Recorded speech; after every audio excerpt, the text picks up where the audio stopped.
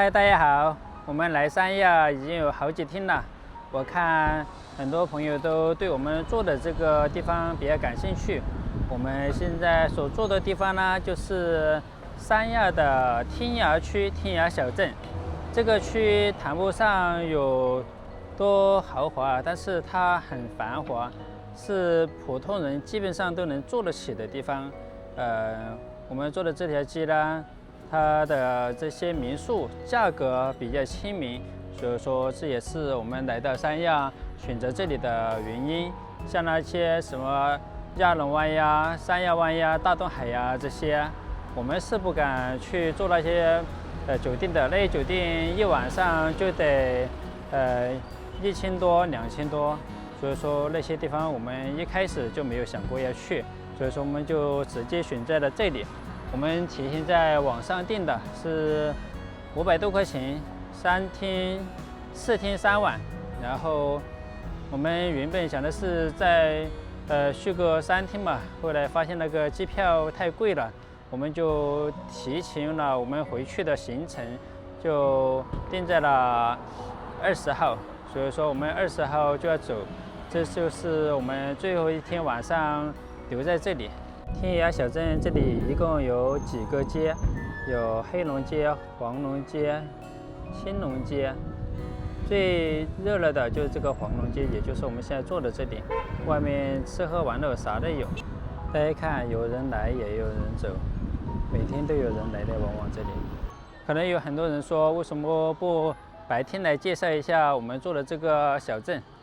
因为白天我们要去一些景点，就是夜幕长廊呀、西岛呀，还有天涯海角这些比较出名的地方，就没有时间介绍这里，因为我们每天都住在这里嘛。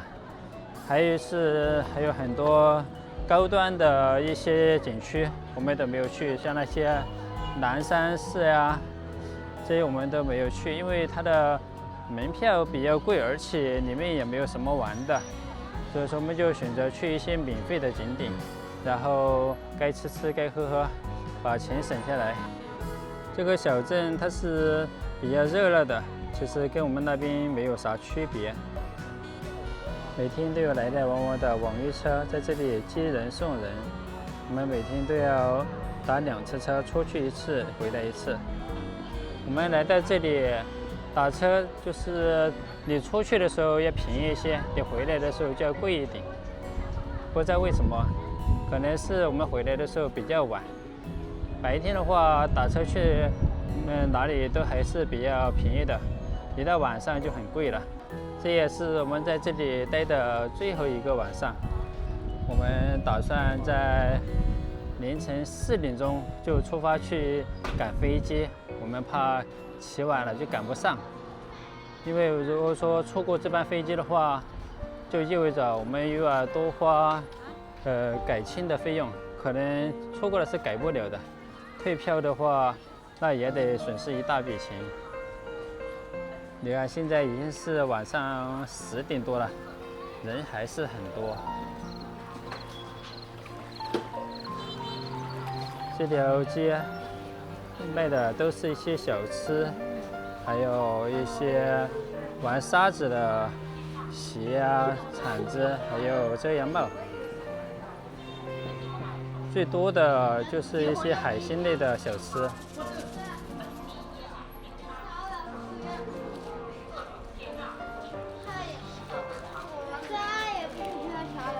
大家看，这一条街走到头都是卖吃的。我们那天在这个2楼吃了一个海鲜大咖，花了100多，比去那个海鲜市场吃的也便宜一些。但是我和小琴2个人都吃了撑。大家看，每一条街都是人来人往。我们主要给大家介绍一下这条左街道。这会儿小琴、一恒、一树他们睡着了，所以说我才抽时间出来给大家拍一下这条街。这条街是充满了人间烟火气。我感觉这条街最多的就是这个虾仁饼了。这当地的一些水果也是很多的，很多我们都没吃过，也没进过，但是这些水果太贵了。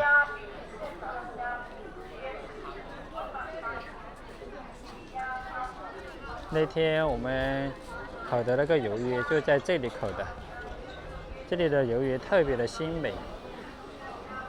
我们住的民宿就从这里进去，我们待会儿再来给大家看吧。先带大家从这里走下去，这里一直走到头就到沙滩了，所以说坐在这里，离沙滩也是特别近的。在沙滩上玩累了，就可以回到民宿里面休息。大家都说那个是一只左鸡很好吃，但是我和小琴都没有去吃这个地方的特色，我们总感觉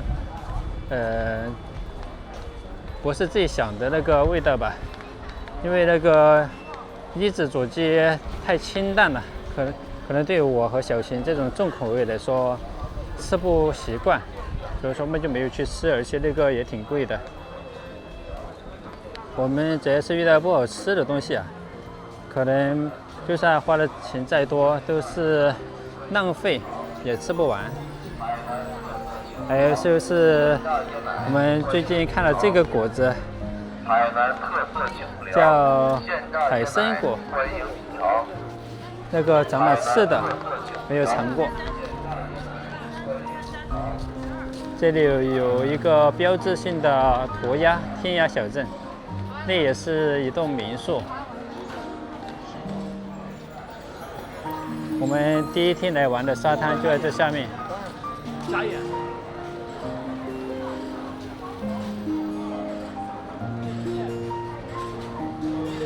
这里在烤榴莲，做榴莲饼，大家看。20元一份烤榴莲。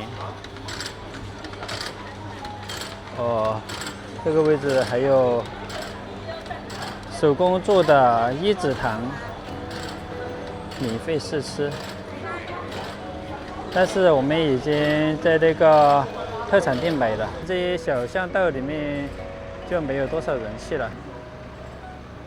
大家看，这些小巷子里面都是民宿。这会儿这些商贩呀已经开始收摊了。我们去看一下海滩上还有没有人。这里海滩上也是比较热闹，因为每天晚上都有一些小酒吧的人在那里去唱歌，然后去点一些饮料啊、酒水，在那里欣赏音乐。但是我们也没有去，因为我们带着小孩，2个小孩吵吵闹闹的，也怕打扰到别人的雅兴。这里下去就到海滩了，大家看，这会儿才真是海滩的夜生活开始。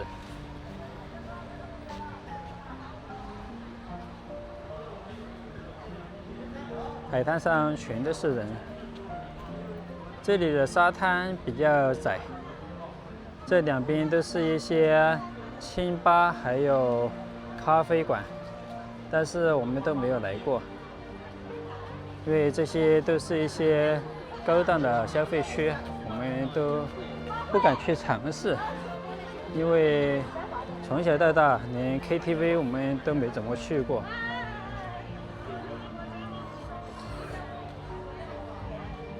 大家看，现在海滩上基本上没有多少人了，因为这会儿已经快凌晨了嘛，大家都已经回去休息了。这会儿唱歌的人也没有了。我们那天晚上来得早的时候，还有人在那里唱歌。这里这个民宿比较好，这挨着海边的民宿住一晚得2000多块钱，所以说这是普通人消费不了的。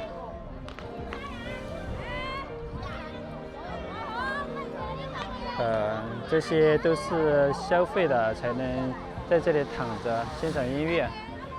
没有消费的，只能站在外面看一看。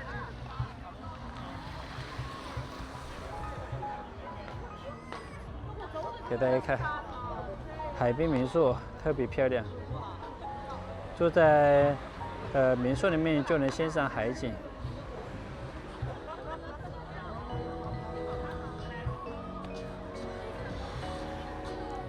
这对于我们从大山里面来的人是没有自信去这些地方消费的，我们只能在外面看看别人。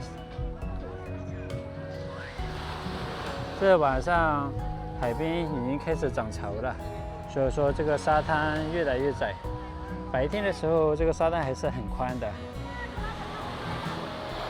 看，这海边全都是这种小酒馆、露天酒吧，从来都没有去这样的地方消费过，不知道这个一个卡座是多少钱。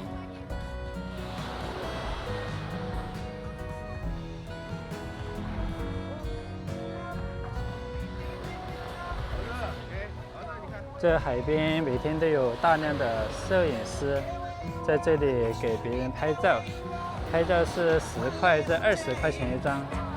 我们也没有拍过，我们都是自己带了相机，随便记录了一下，也不需要拍得很美，只要记录下我们一家人的快乐时光就可以了。因为照片它毕竟没有视频好，我们拍的视频啊可以随时翻出来看，照片的话拍得多了，都许多年后都找不出来了，都不知道什么时候拍过这些照片。那边的那些露天酒吧已经停业了，我们就不往那边走了。最热闹的就是这边这个区域，大家看，在这里吹着海风，听着歌，还是不错的。不花钱也可以，在这里听音乐会，因为这里是开放式的，只是说没有座位。给大家看，这个海水比较汹涌，刚刚都涨到这上面来了。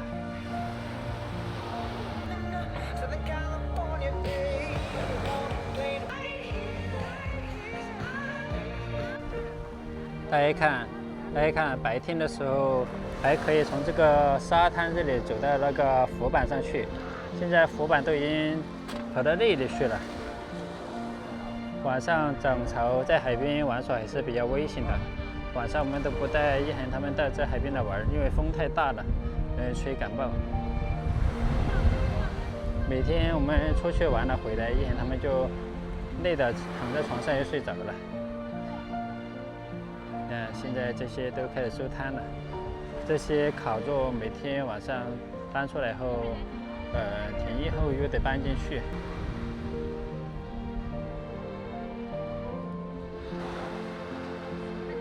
晚上有很多人在这里买这个加特林饭，大家看，海滩上全都是加特林的这个垃圾。好了，海滩上我们已经给大家看完了。现在我们从这里上去看一看我们民宿的位置，每天都有几百上千人往这里来来回回。哦，这里还有个镜子，你今天真好看呀！这里有一位主播在推销他们的民宿，我们在网上订民宿就是从他们抖音直播间订的。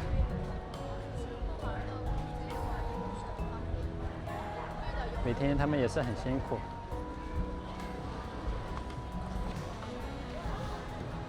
好，我们现在往这里回到民宿去了。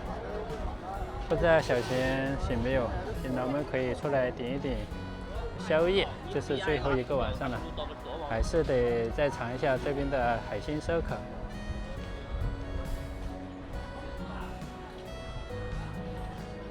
精酿啤酒、果味啤酒，现打现啤。所以说出来旅游的话，订酒店还是得订在离小吃街近一点的地方，饿了随时都可以在外面来买，不像在家里饿了可以自己做，在外面就没办法了。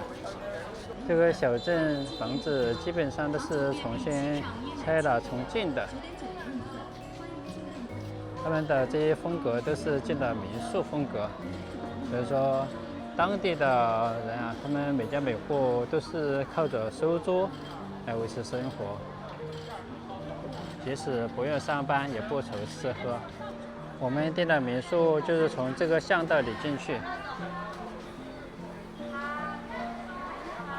出来就是卖烧烤的，买东西还是比较方便的。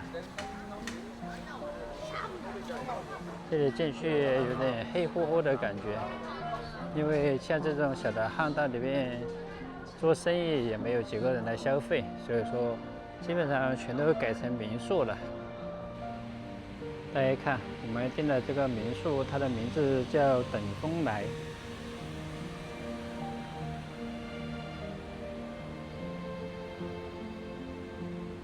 这个民宿一共有3层楼，每层楼都有6个房间。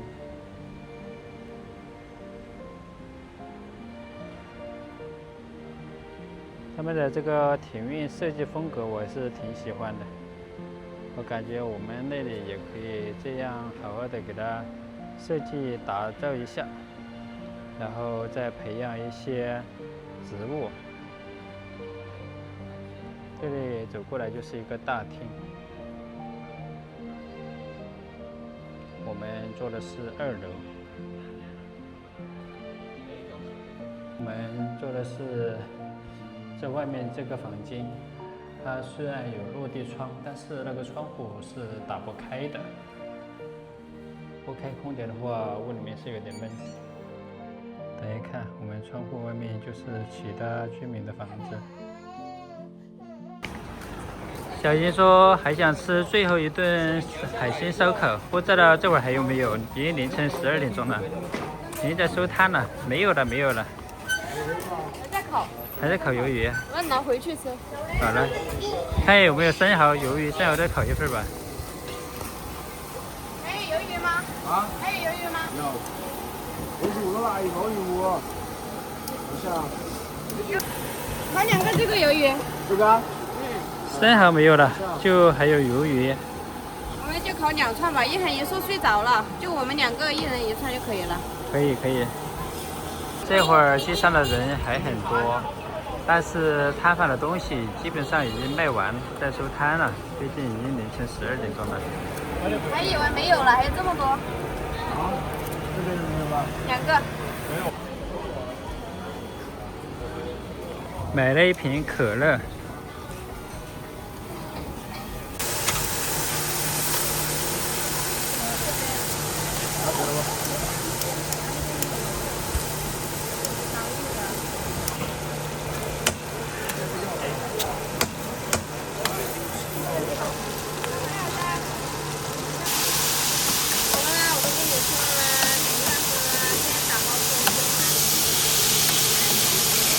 我们的好了。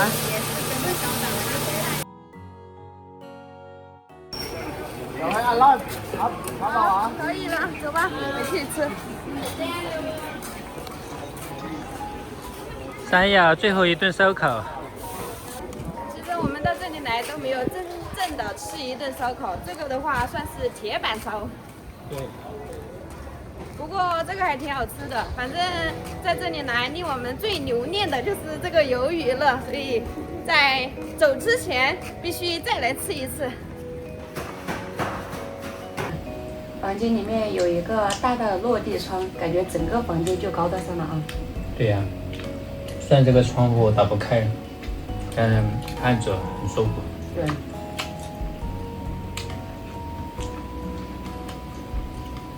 我们点的是超辣的。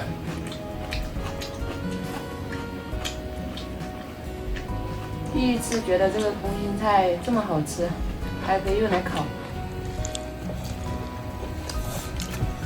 喝一瓶可乐，快乐加倍。